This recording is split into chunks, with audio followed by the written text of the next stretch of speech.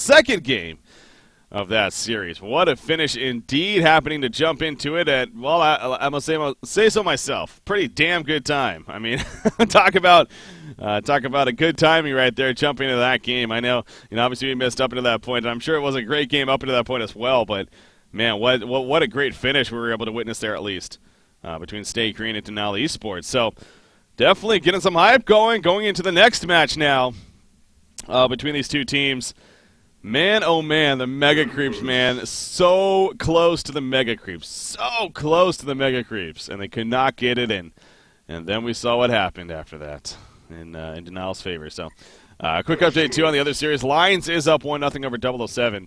And then Recent Gaming up 1-0 over the Law. And, of course, TMSR taking on IG 2-0 in the series that we just covered. But here we are. Game number 1 of this series, or game number 2, excuse me, of this series.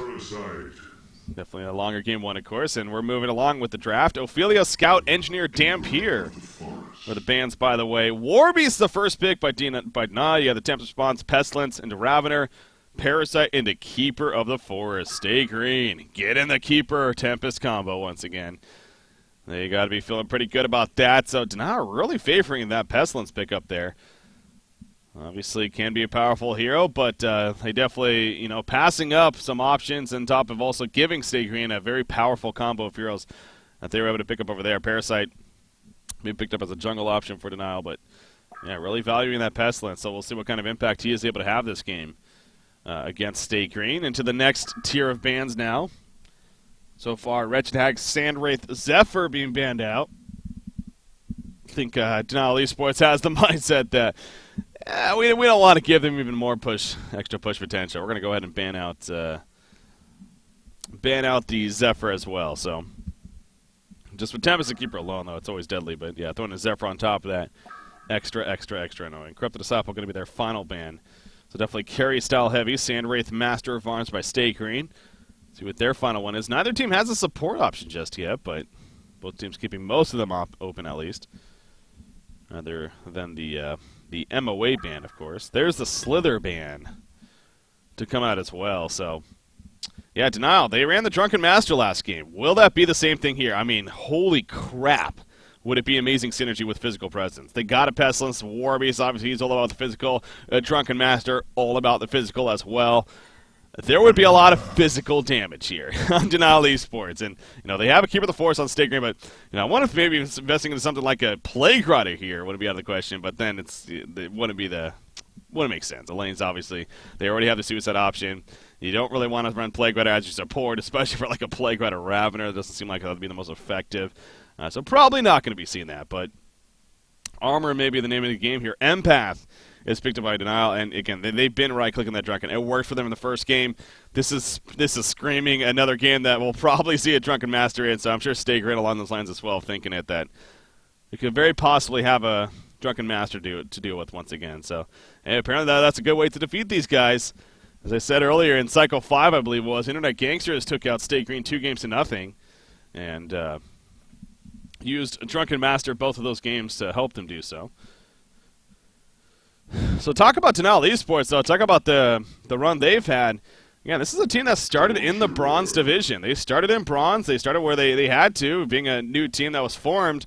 They had to work their way up through 3 cycles, Bronze into Silver into Gold. They won all 3 of those in each of those divisions. And then eventually made it to Diamond last cycle, of course, where they finished their first cycle, and I think it was that 7th, 8th place spot. And now here they are, and talk about a huge victory would be for them. But they're up 1-0 at least against Stay Green, so it is a BO3 series though. Obviously, can't let that get to you too much, but here we are now. They're going to think about this final pick. They don't want to rush into it. They have a little bit of extra. Well, they got a lot of extra time actually. Really not using much here. As they're down now to about 60 seconds of extra time. But the Drunken Master. Okay, they're going to different options now, so maybe they're along the lines of maybe it might not be the best for whatever reason. Tempest, Keeper of the Forest. Don't care too much about his ultimate, obviously.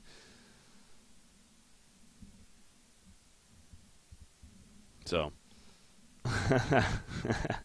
yeah, I was doing the little replay right there in chat as it came back on the stream of that first game. That was an epic game. That deserves highlight right there, man.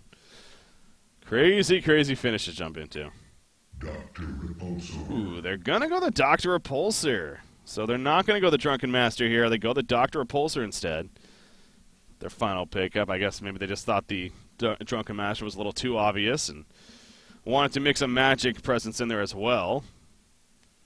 Because, yeah, with the Drunken Master, it would have just been straight-up physical damage. I mean, obviously Parasite, he's still that magic threat, but... And then Dr. Repulsor, a completely different style of carry, of course, from a Drunken Master. Soul Reaper, the final pick from Stay Green. So we know what they're going for. Pretty obvious what Stay Green's attempting to do here. They're running the Stay Green strat. Go figure. Yeah, they're going to be grouping up. Looking to get some pushing going early on. And try to take those team fights earlier on. So we'll see if dnL Esports is up for the challenge. The Empath pick, again, not necessarily the best laner compared to others. So that middle lane could perhaps be a little awkward, unless they plan to run an aggressive trialing, actually. Well, I'm thinking about it. That definitely wouldn't be out of the question. They got a passive jungler over here in Tempest, excuse me. To an extent, at least, compared to an Ophelia Parasite.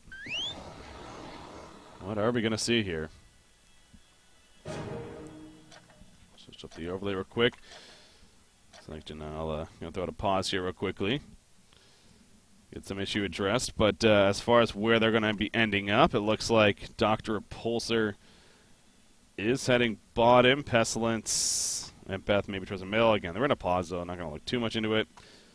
Warbeast does have a warded sights on him, and Parasite even already has a rev ward ready to go. What are we gonna see? They could just do a man-up dual lane too. That wouldn't be out of the question, but. I don't know. Let's wait and see what they ultimately decide to go with here. As far as Stay Green, again, I think it's pretty straightforward what we should expect from them. Torturer, Ravener middle. You got Tempest jungle, Keeper the Force Suicide. And, of course, Jesse playing the Soul Reaper at that top lane by himself. So, yeah, obviously we didn't catch the game number one other than the epic finish. But as far as the lead-up and whatnot to that point, it seems like it was a very... good game pretty much overall for the most part, but that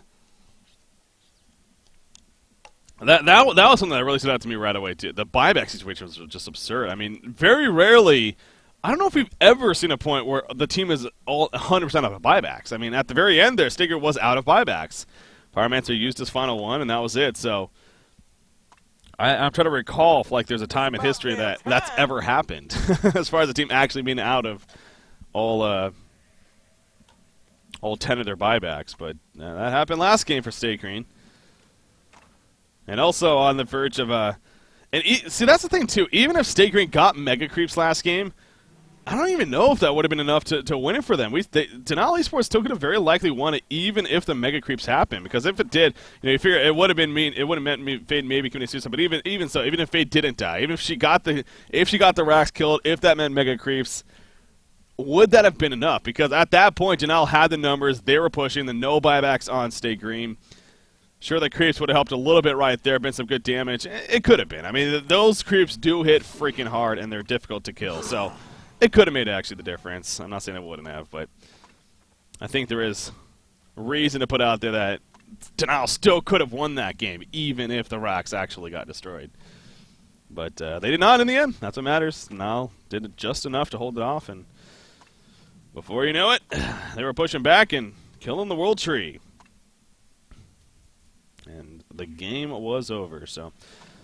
All right, back into game number 2, though. What are we seeing? It looks like they are going to do the conventional over here, too. Yeah, they're just going to send Warbeast top. You got Dr. Repulsor bottom. Parasite in his own jungle, and then you have Pestilence and Empath, of course. They are going to be in the middle lane.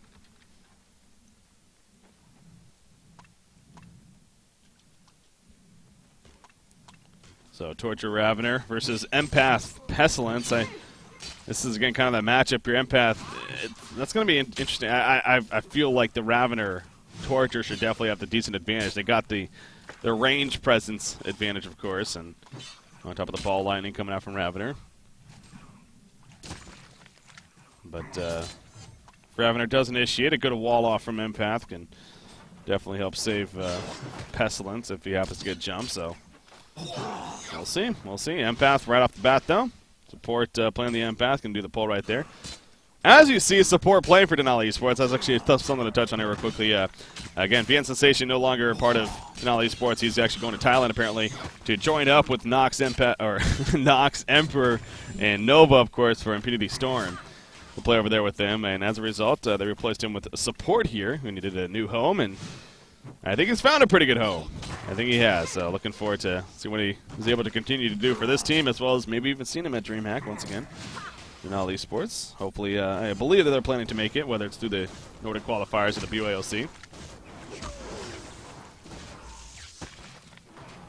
Top lane, Warbeast versus the Soul Reaper. Lane's being pushed up pretty heavy right here. Warbeast having to fall all the way back to his next creep wave. Then you've got the glowing red hands on the Legion side, so maybe that's the middle lane could be decent here for the Legion side. Probusk playing the Pestilence. He's 9-0 start compared to a 5-0 Ravener, so creep farm-wise, he is having a slightly better time here. Rune Control, Refreshment Rune top picked up, but Z-Freak on Torture are going to pick up a double damage rune here. So getting the RNG slightly in their favor.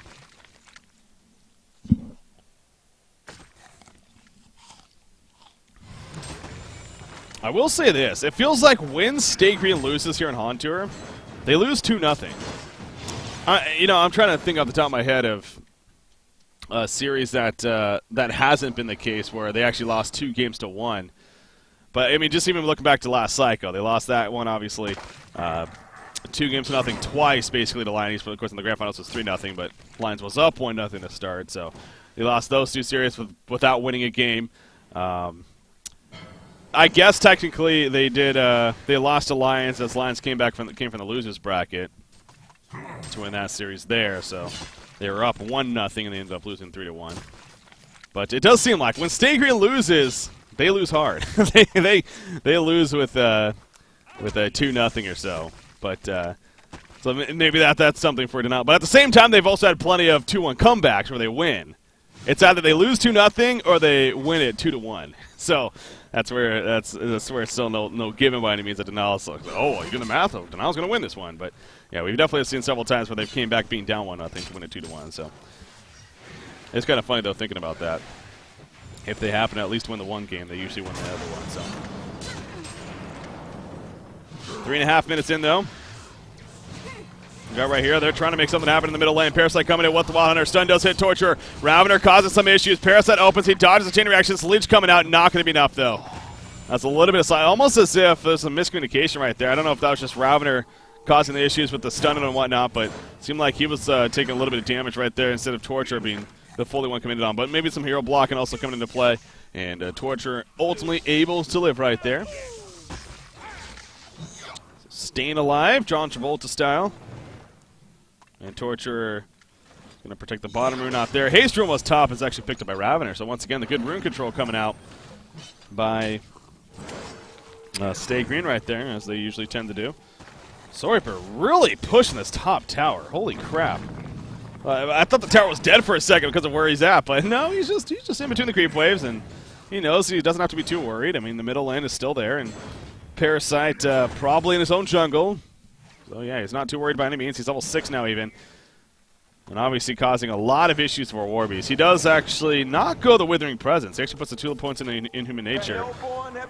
And there you go with the tower kill. So the tower kill finally happening right there. It's basically just lets the creep wave do the damage to it. Tempest now joining the party. And they may look to make something happen, but top lane once again, Pestilence, he's taking some good damage. Stun coming out. Ravener does have a haste rune still. Choosing not to use it though. And the Legion side will be fine, but holy crap, the push up here. Chessie's farm must be pretty damn good. Yeah, 371 gold per minute. He is off to a phenomenal start, and again, this team just screams team fight and push, so they're already taking off with that. Empath in the meantime in the middle lane, he's in some trouble. Hasted once again on a Ravener, but this time not going to be the good. Oh, the Impel's done just out of range. Even if he hit that. Oh, actually, Vagabond leader and Parasite was coming in, so if he hit that Impel stun, that could have been a kill on a Ravener. But obviously out of range. Warbeast at the top, and in the meantime, the ultimate was he was trying to get a range for the kill, and oh, not enough damage! Warbeast, I believe, was either 7 or 8 life, but he barely lives right there. You know what? If he had the Withering Presence, I'm just saying, if he had Withering Presence, maybe that's a kill. No, but obviously, I think ever since that buff happened to the Inhuman Nature, where you're able to, add up the charges now and use it on yourself or even a teammate, I think that's been more of the build just no matter what, pretty much most cases. So going that here, they get another tower kill on top of that. So again, if you're denial, you're kind of were expecting this probably. Oh, Torture did a good job of surviving initially, but no, Bloodlust kill finally coming. I'm a little surprised that that was a Bloodlust kill, but sure enough, it was the Bloodlust kill 6 minutes in.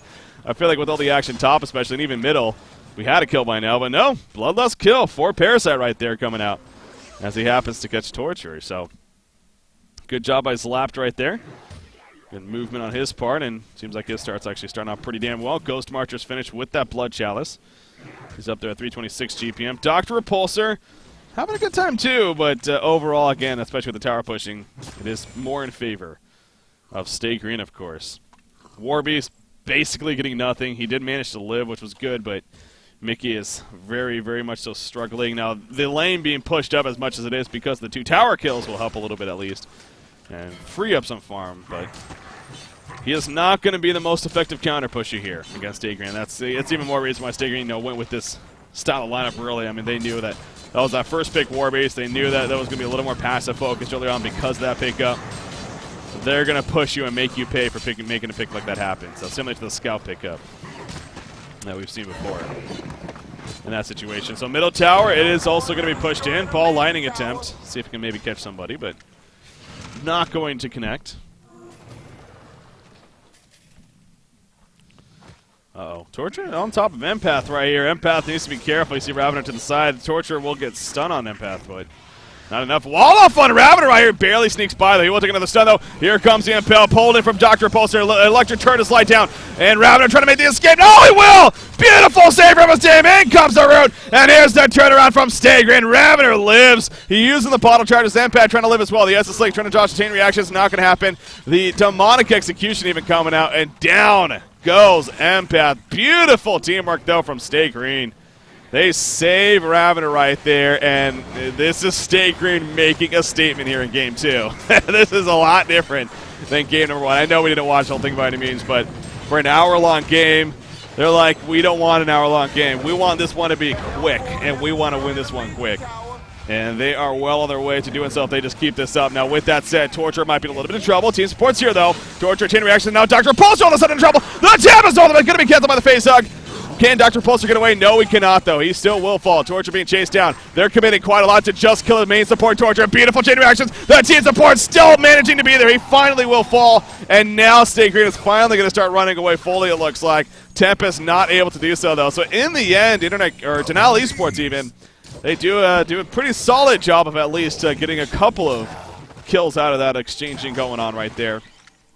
And make Stay Green pay a little bit for staying as long as they did. But, I mean, you already see just the team presence here on Stay Green, how they're able to stay in these fights, turn it around. The Astrolabe, the healing of the level 4 heal from Soul Reaper. Yeah, she just finished the Steam Boost right there. I mean, you think of where we're at in this game. We're not even 10 minutes into this game. And they're already pushed in 2 sets of lanes, and now the bottom lane is next. I mean, look at the TPs. Soul Reaper's already here. TP coming in from Tempest. Now, Ravener's still pushing top, so he's kind of keeping them distracted up there. But, oh, and speaking of that, Ravener actually is going to be a little bit of trouble. He's trying to go for the TP. Will it be enough? Oh, my God, it is. Oh, man. If you're dnL Esports, you got to be hating life after that one right there.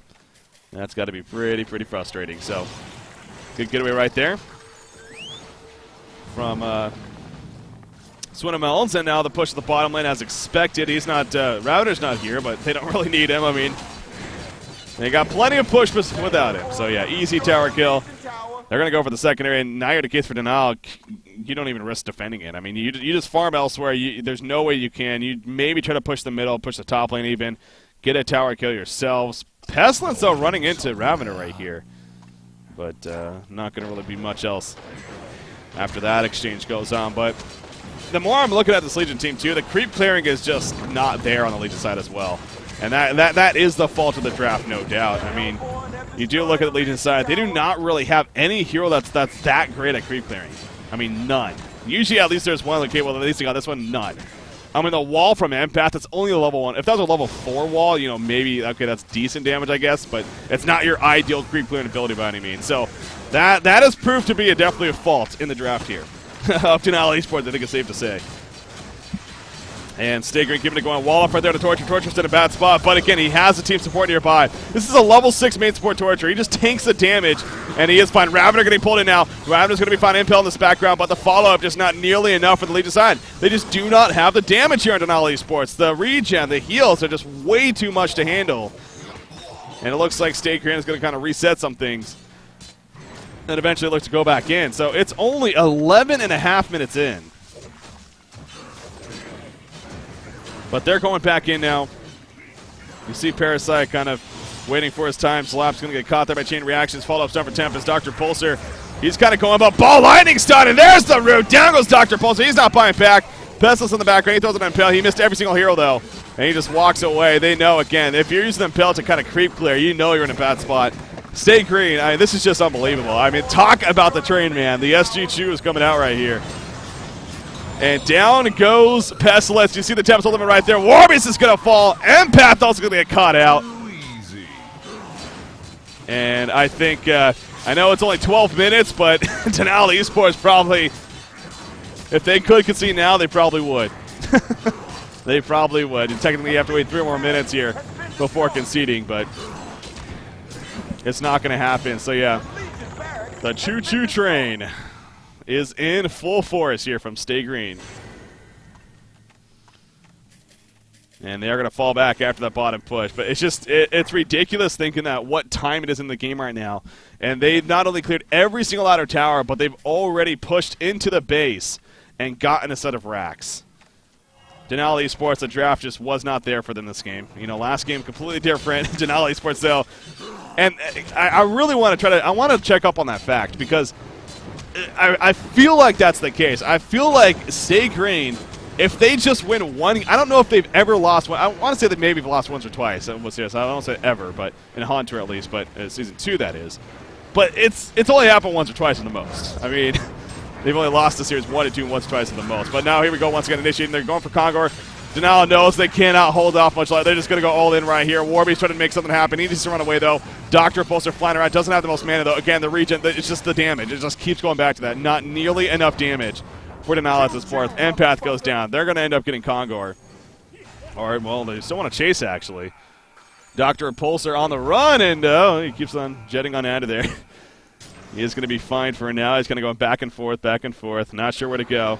Uh-oh, now he's being chased down. No, he dodges the ball lightning, but Flensmeister, it ain't going to happen in the end. He will eventually fall. And again, the other Stay Green heroes are back doing the Kongor. So, yeah, they've only lost 5 series in total. Stay Green's only lost 5 series here in HoN Tour Season 2 so far. 2 of them came last cycle. Those are 2-0. I know they lost 2-0 to IG. They lost 3-0 to Lions, technically, as they were down. They were up 1 from the start, of course, come from the winner's bracket, but they lost that series 3-0. And it's just a matter on that the one of the series that they lost, I'm trying to think of which one it was. Have they ever lost series to anyone but those 2 teams? No. It must have been to Lions, because, yeah, they lost 4 series against Lions in total, 1 against IG. So it's a matter of that 4 series against Lions was actually... Oh, it was the... Oh, you know what it was? It was the Cycle 4 that Lions ended up winning. Let me pull the brackets for that real quick. I know there's still a game here, but obviously it's pretty much over again. We're just keeping an eye on that 15-minute mark. Lions came back in the losers. Okay, so that's what I was referring to. Stay Green. They did lose there. Let's see, Cycle 3. Okay, Stay Green. Okay, Stay Green lost 2-1 to Lions in Cycle 3. That's what. So they've only. Okay, GD Well plays coming out. Yeah, there's one to concede. So game number 2 is going to be going to Stay Green here, and that means we got a game number 3 going on. Okay, so the point I'm getting at though, when Stay Green is down, if they happen to be down 1-0, if they get that game 2 win, they're not losing the series. It's only happened out of 5 series losses in total. Only 1 of those times was actually a series where they lost it 1-2. The other 4 were they lost it 2-0. So you either take care of business right away and make sure to not give them a 3rd game, or they make you pay. They make you pay. And so that's where now dnL Esports, talk about a bunch of momentum after that game one. I'm sure they were feeling great. They should have been. It was a fantastic finish, a lot of fun to watch. But now you have Stay Green up or tying the series at 1 game apiece, and I think it's safe to say SG now the one with all the things going for them. So really, again, it goes back to the draft. That game, Denali Sports simply was just outdrafted. I mean, they got the Tempest Keeper combination. They went with the Sword on top. They were just pushing very, very, very early on, and Denali had very little